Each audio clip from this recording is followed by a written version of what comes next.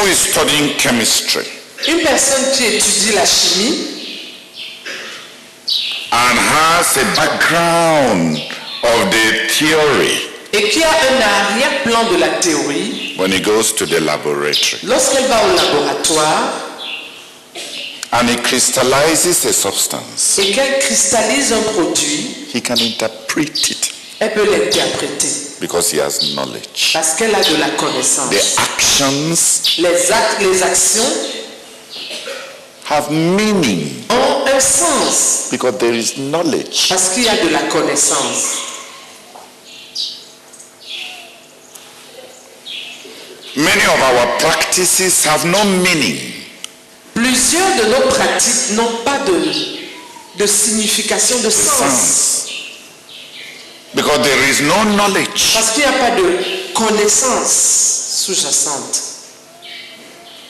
If we teach you daily dynamic encounters with God Si nous vous enseignons les rencontres dynamiques quotidiennes avec Dieu and you meditate, et vous méditez, si on t'enseigne les rencontres dynamiques quotidiennes avec Dieu et tu médites, the results les résultats, is like going to the a chemistry laboratory. c'est comme aller dans un laboratoire de chimie. What you hear, Ce que tu entends, va entendre.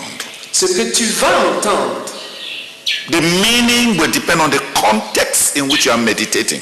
le sens va dépendre du contexte dans lequel tu es en train de méditer. If you have no context, Si tu n'as pas de contexte, what is the meaning of revelation? à Power without knowledge is dangerous. quoi va servir That is one of the strong statements made by Brother Theodore during his teaching at the 22nd night of the Praise, Prayer and Fasting Crusade. The statement was made to stress the need for teaching. Even those who have been filled with the Holy Spirit still need to be taught, the leader further emphasized. This lesson was one of the first lessons drawn from the revival of Ephesus. From the outset, Brother Theodore announced that the revival of Ephesus consisted in 3 stages. The first stage, led by the Apostle Paul. The second stage, led by Timothy. The third stage, led by the Apostle John. In the first stage, the disciples of Apollos in Ephesus, at least 12 men, experienced Pentecost as Apostle Paul laid his hands on them.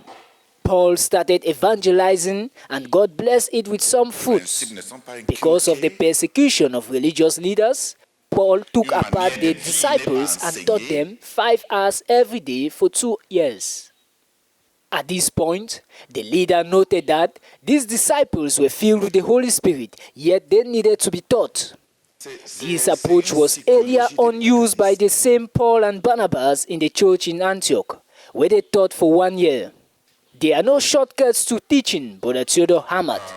Indeed, a mighty outpouring of the Holy Spirit without teaching to establish people will just be wasted. The leader decried the fact that many leaders have chosen exhortation because they don't want to give themselves to the hard work of teaching. That is why the church has been sentimentalized with people without solid Christian life and convictions. People that are just emotional without any conviction or way of life. With many other examples, the leader clearly showed there is no shortcut to teaching to build people.